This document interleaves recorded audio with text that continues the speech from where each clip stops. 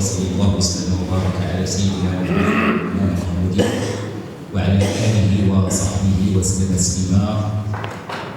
أيها الإخوة في الله، السلام عليكم ورحمة الله تعالى وبركاته.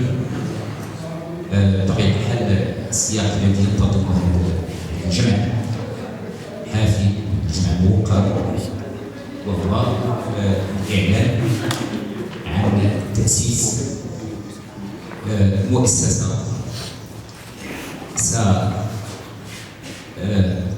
مكانها وستجد فرصتها وستجد معناها في إطار النسيج الجمعوي الذي تعرفه مدينة مراكش فيما يتعلق بجمعيات دلائل الخراط والمديح والسماع.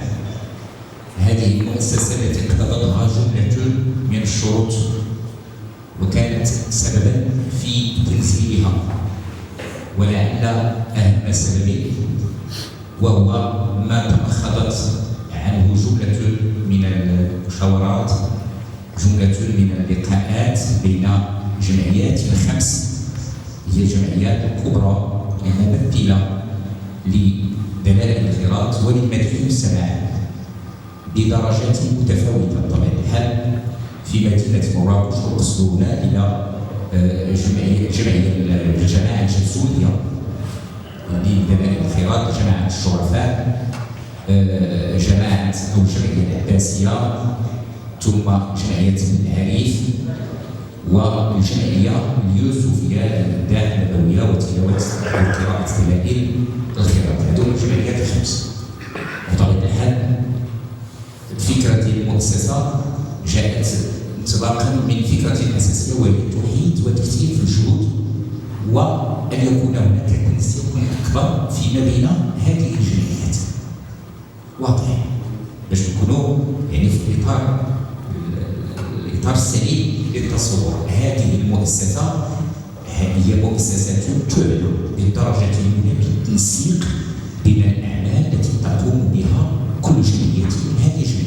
نعرفوا بأن الجمعيات كل جمعية عندها مكتبها مستقل بتصورها، بأهدافها، بقانونها الأساسي، بالأعضاء، واضح، ولكن مجال الاشتغال بيناتهم أحيانا يتداخل. واضح، يعني كيف هادو يقوموا بهذا تلقاو بينهم تجميع أخرى، وهذا يفرض نفسه في احتفالات وفي غيرها. هذه الأمور هي تستدعي نوع من التنسيق.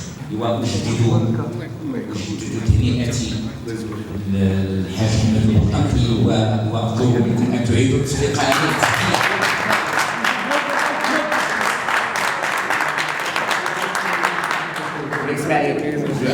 نقول لكم واحد القضيه الله يجزيكم بخير.